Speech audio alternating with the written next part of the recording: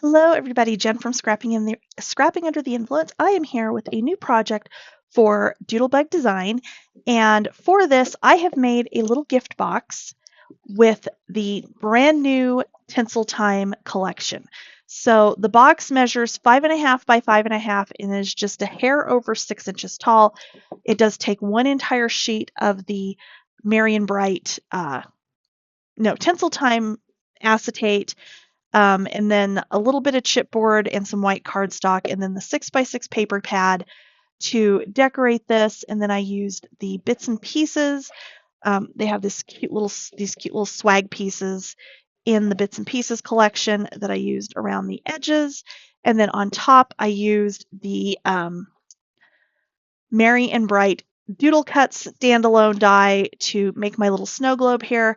And then I actually used some of the mini icon stickers on the inside of that to decorate that, and then a chit chat piece to finish this off. So tutorial starts next. As always, if you want to be notified when I post new projects, please like, subscribe, and ring the bell. And if you end up making this after you watch the tutorial, please share it with me and tag me at Scrapping Under the Influence on Facebook, Instagram, and TikTok. And also, of course, tag Doodlebug because it would not be possible without their super cute papers. So let's get to it. Okay, so first off, you want 2 pieces of acetate, and I am using the heavyweight Doodlebug acetate. This is Tinsel Time, and this is cut to 6 inches by 11.5 inches. On both of these, you're going to put this in your scoreboard with the 11.5 at the top, and you're going to score this at 1/2 inch. And you're going to want to go over that a couple of times because you can see how that kind of bends up as I do that. And then also at 6 inches. Okay.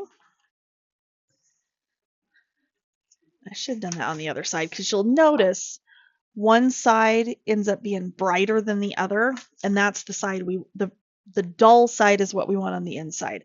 So with acetate, you're going to fold it like as you score it and it kind of starts to lift up, that's the direction you're going to go when you fold. So 6 inches and 1/2 inch. Okay. So I'm going to actually rescore this one to try and train it to go the other direction. Okay. All right. So these are the sides of our gift box.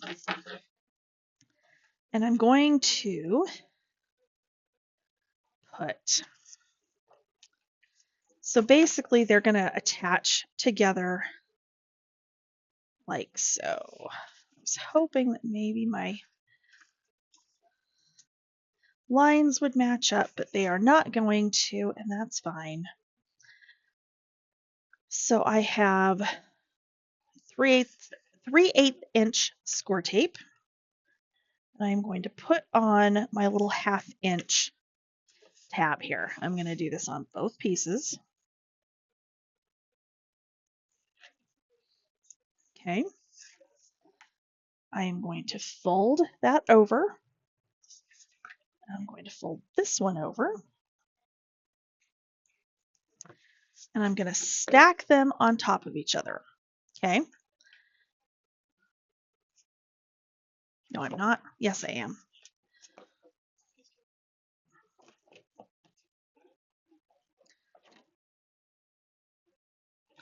Okay. Stack it on top of each other. I'm actually going to use my scoreboard to help me with this. I'm going all the way to the end, and then this one I'm doing all the way up against this piece and against the top, so that both of my pieces are lined up at the top. Then I can pull the backing off, and I can fold that over and burnish it down. Okay. I'm going to turn it over. which everything should be nice and aligned, but just to be safe, I'm still going to make sure I've got everything pushed up into that corner. And then I can pull the backing off of my tape.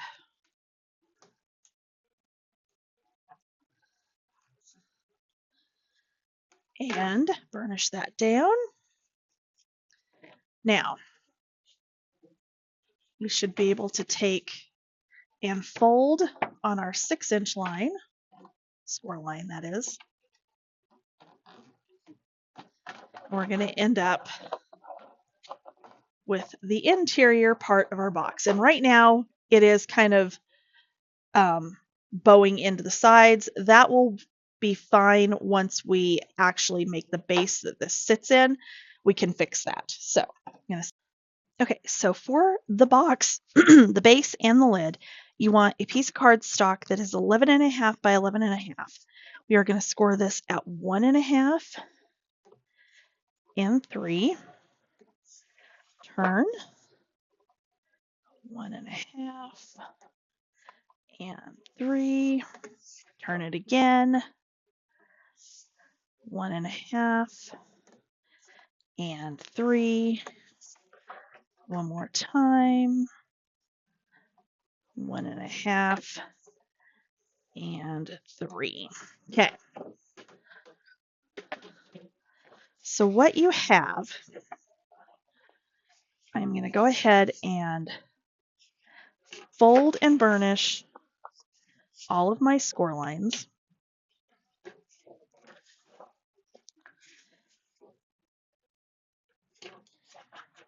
Okay.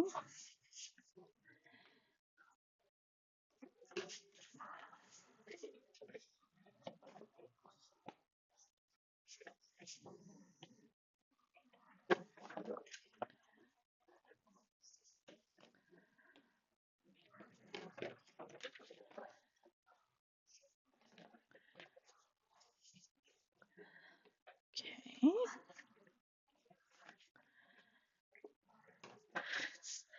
All right, so this center section down here should be 5.5. So I'm going to take a 5.5 by 5.5 inch piece of chipboard, and I'm going to see if this fits in here or if it's slightly too big, which is most likely going to be the case.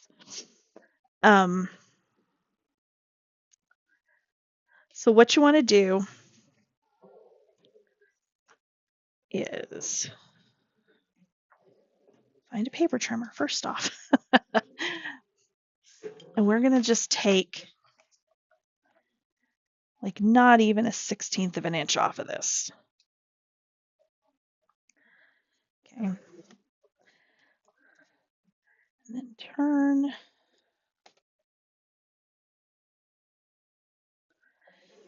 And turn. You can wait and cut your chipboard afterwards if that's going to be easier for you. You're also going to need 4 strips that are 1.5 by 5.5, and I'm going to do the same thing with these. And I'm going to take just a tiny bit off.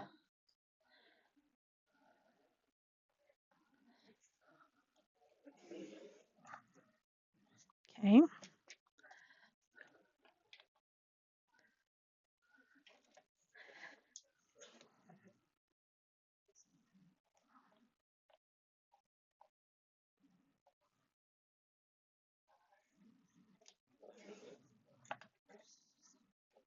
Okay. That one.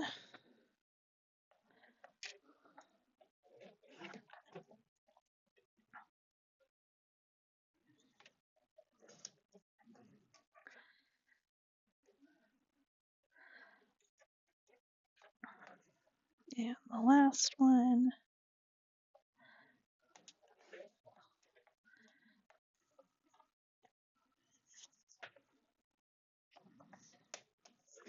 And that one. Okay. So what I'm going to do is I am going to glue my cardstock in the bottom here. And then I'll cut another piece 5.5 by 5.5 to cover the top of this, or you can just cover the top entirely with pattern paper. However you want to do it, it's up to you. Okay. And I'm going to just put that right in the middle there. It should be just barely inside all of your score lines. Okay. I'm going to do the same thing with all of our side pieces. They are going to go around just like so.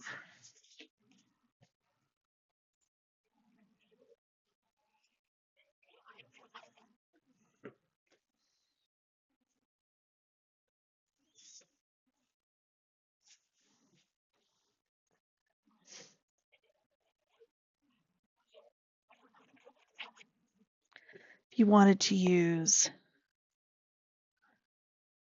score tape for this step to get these pieces in here, you could do that. That will work. But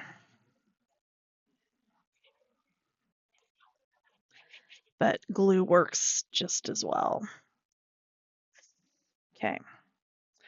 So you can see there's like a slight gap all the way around. That's what we want. So next up, I am going to grab my scissors. I am going to come along like so.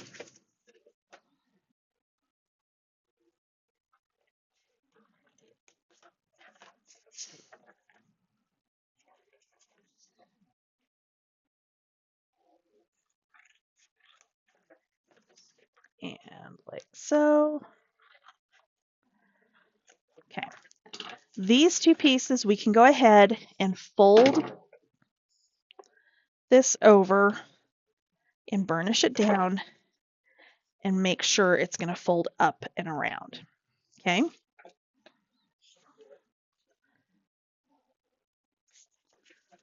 So I'm going to go ahead and glue this one.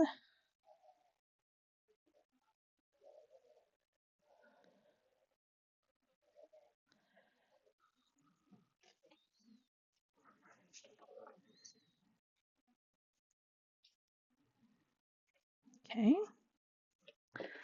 And on this side as well.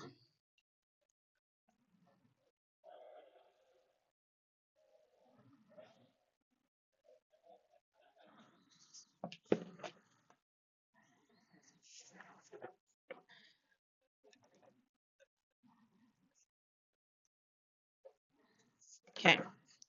Now, you've got these and these. We need to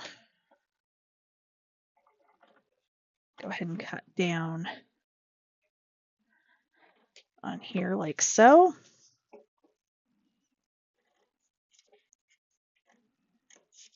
And this time I'm only going as far as the top of the chipboard. Okay, so you still have the squares out here on the sides.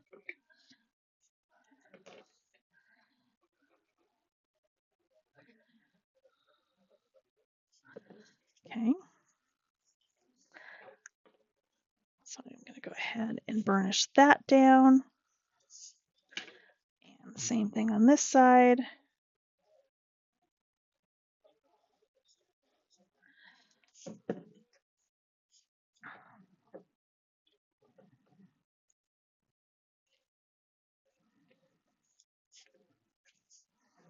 Okay.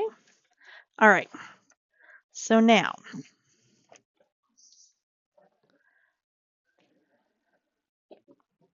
before I do that, let's go ahead and cut our 5.5 by 5.5 piece that's going to go down in the middle.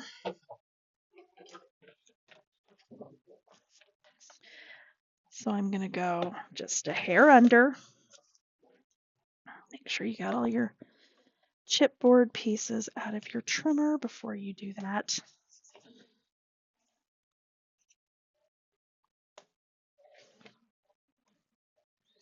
Okay. I'm going to make sure this isn't too big. If I need to trim it down any more, it should exactly cover the top of your base.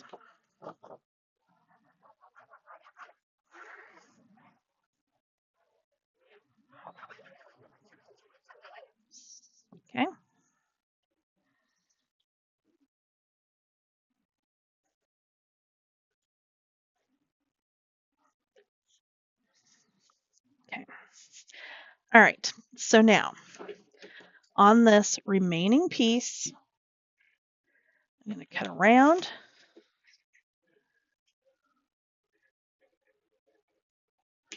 And around. So I just have that tab left. Okay.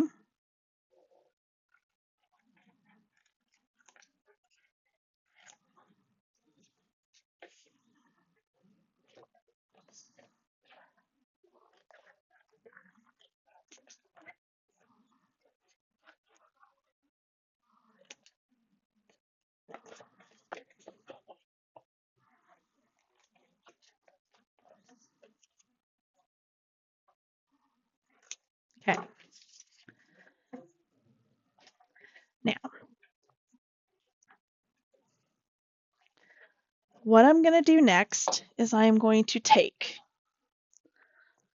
score tape. And in this case, it is 1-inch score tape. And I'm going to go around just on the chipboard piece itself so that we can adhere our acetate box in the middle. So what I'm doing, there's about 1/8 of an inch between the top of my score tape and the top of the box. Okay, I'm going to do that all the way around.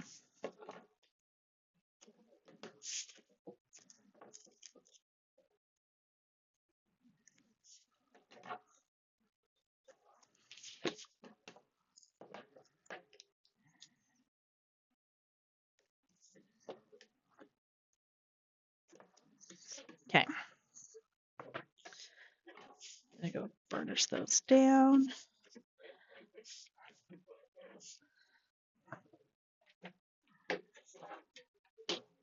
Okay, I am going to pick a side. It doesn't matter which side you start on. I would suggest starting on the two that do not have the tabs.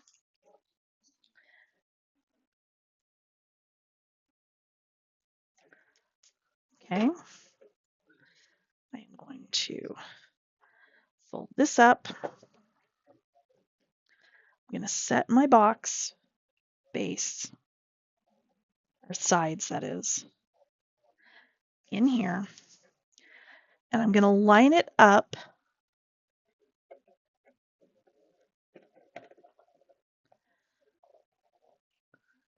on the side. So it's going side to side exactly. The first one is probably going to be the more difficult one to line up, but even then it's not a hard process. Okay. I'm going to come to the opposite side now. I'm going to stand this up. Make sure my corners are on top of my corners.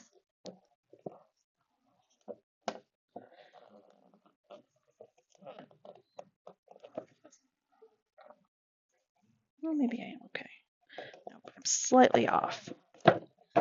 That is the beauty of acetate and score tape, is usually you can just pop it right back apart. Usually. Except apparently today it doesn't want to play because I am slightly off.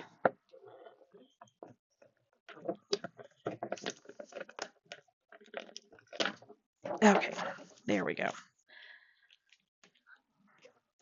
Kind of pulled up my cardstock just a tiny bit, but it's going to be fine.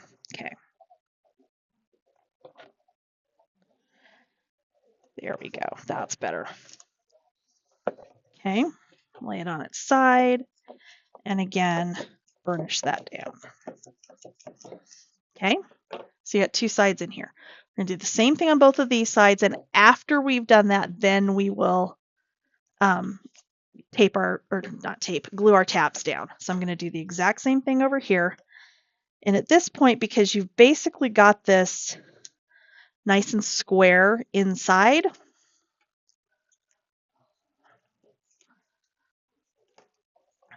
this side should go down Super easy.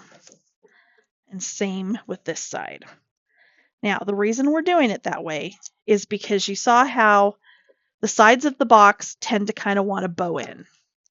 That is partially because of the height. If we had made this a smaller box, that would not have been as much of an issue. But even then, it's still a very easy thing to fix. Okay, so now our box is nice and square. So we can come in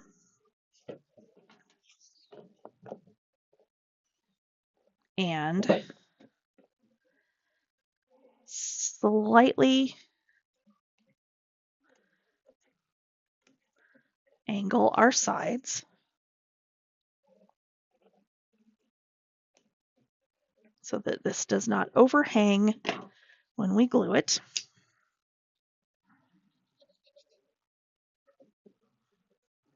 Okay. And again, I'm just going to lay this down flat to burnish it from the inside to get that nice and flat. Okay. I'm going to look at my next piece. It also needs mitered. I didn't miter beforehand, which would probably be the ideal thing to do, just because I didn't want to get too crazy with the mitering on the side there. You know, taking that little sliver off so that it's not sticking up over the side. And then again, I'm going to lay it flat and burnish from the inside. Okay, there we go. And our last sides. Yeah, because normally I would not miter from the outside in, but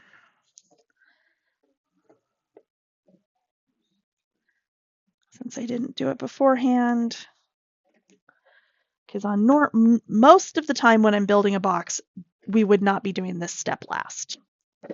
Okay, but because of the sides of this one being acetate, that makes it a little bit,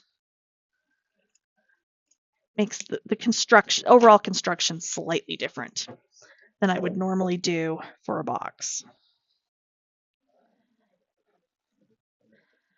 Okay.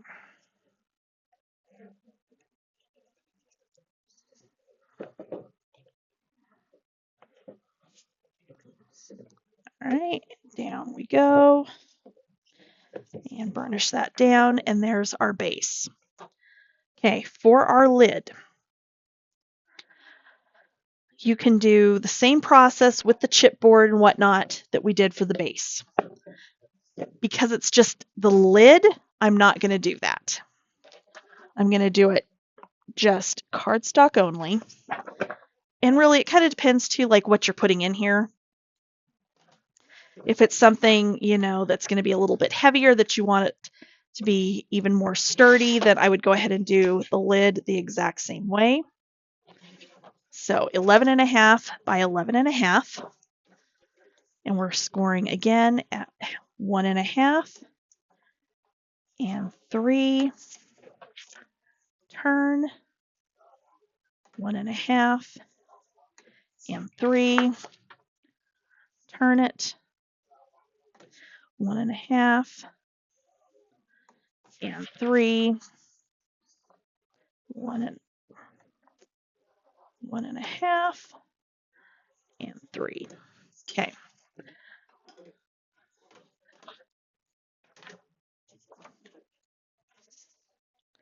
So I'm going to cut.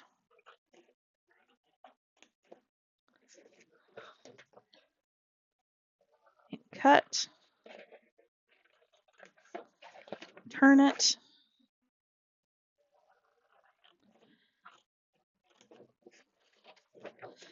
Cut.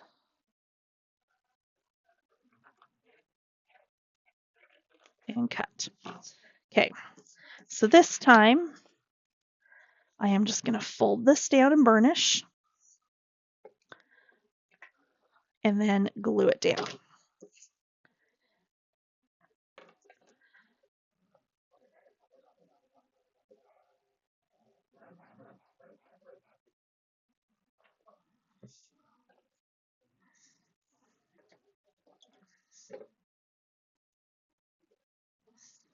Okay. And over here.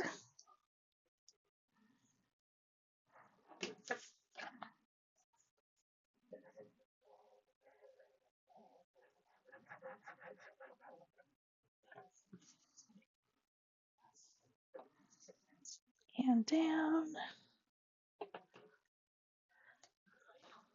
And we can fold this up and burnish. Up and burnish. And then we can do the same thing we did before, where we're going to trim the other corners till we just have the one tab. And this time I am going to miter it as I do it.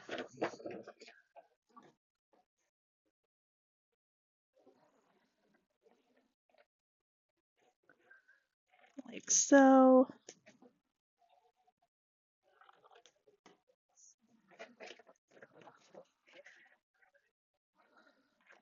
Like so.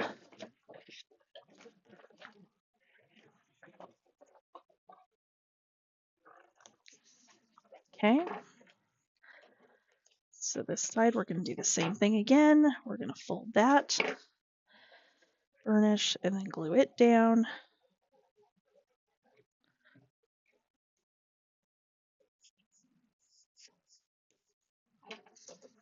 And then we'll trim this side.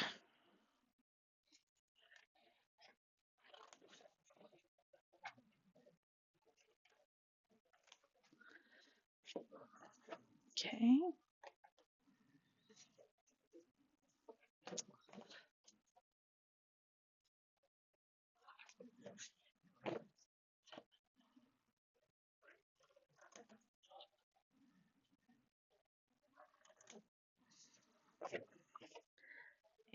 This side.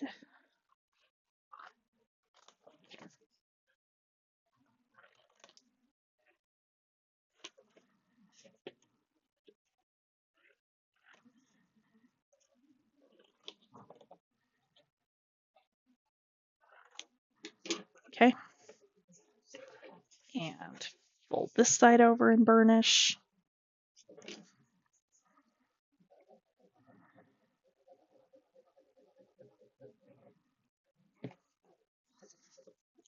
Again. Okay. And all we have to do is fold this up and glue it in. So because this one is going to be just a little bit different, I am going to grab some clips to hold this while it dries.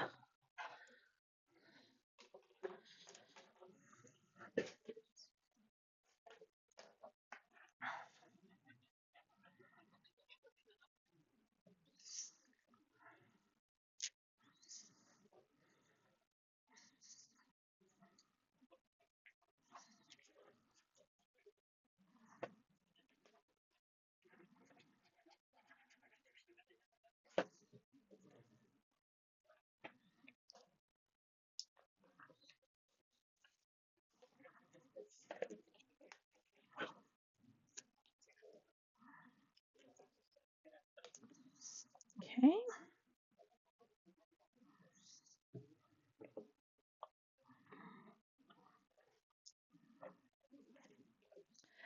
And the last one.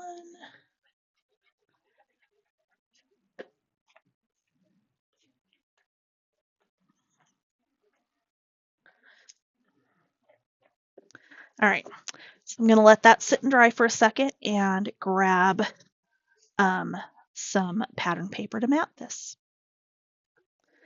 Okay, so lid is dry. To mat this, so this is 5.5 by 5.5. I've got a couple of matching petite prints that are 5.25 by 5.25.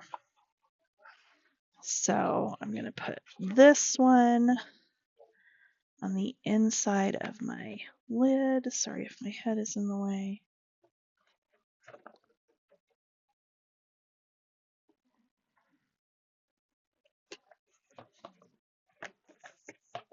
Okay, I'm going to put this one. Yeah, that's okay. I know it matches the green in that. Down on the bottom on the inside.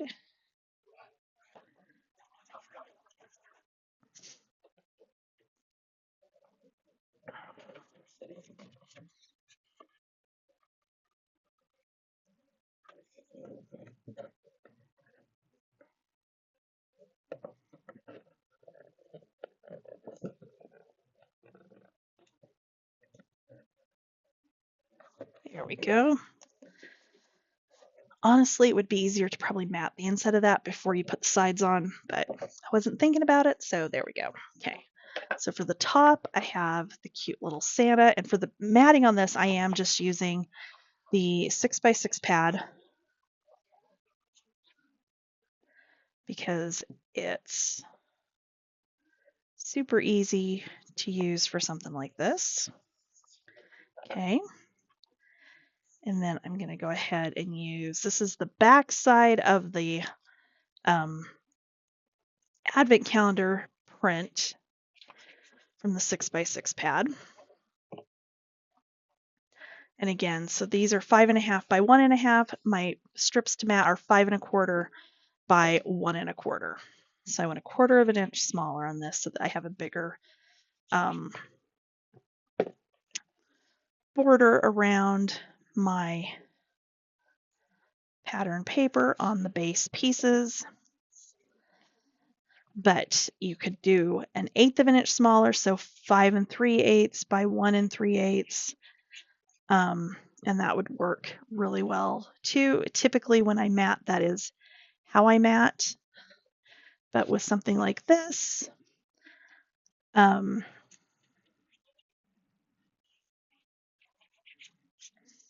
this works really well. So, okay, so there's the lid. It just needs some decoration, and I'll just most likely go into my odds and ends and things and figure out how I want to decorate this. It would be really fun to go around above this base piece on the box and do like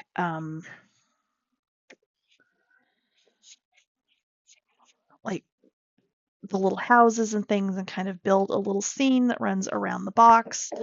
I may end up doing that. I honestly haven't decided yet. You could, on the top of the box, which I probably should have done and I didn't, you could do a shaker on the top of the box, which would be amazing. And now I'm totally wishing I had done that, but I didn't. Although I guess I could still do one technically. But yeah, so then this is just going to go on here. We're going to turn it because it will fit one way better than the other. So yeah, there we go. There's our box. I'm going to go ahead and figure out some decorating, and I will be right back. Okay, so for decoration, I kept this fairly simple. So on the box itself, I just have used some of the pieces from the bits and pieces. There are all these cute little like swag pieces in there. So I pulled some of those out and did those along the bottom, just kind of up towards the acetate. On the top, I used one of the bits and pieces, and I used the super adorable Merry and Bright Doodlecuts. I didn't cut all the little inside pieces. I basically cut the snow globe base, and then I used mini icons inside because they are actually like the exact perfect size for that. And then I used the Happy Holidays shaker mix because it is a little bit smaller. I had intended on using the Jolly Holly, but that was a little bit bigger than what I wanted for this overall. So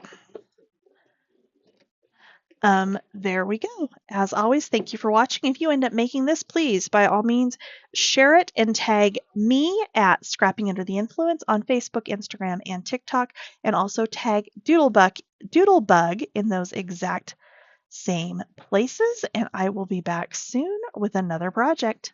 Bye.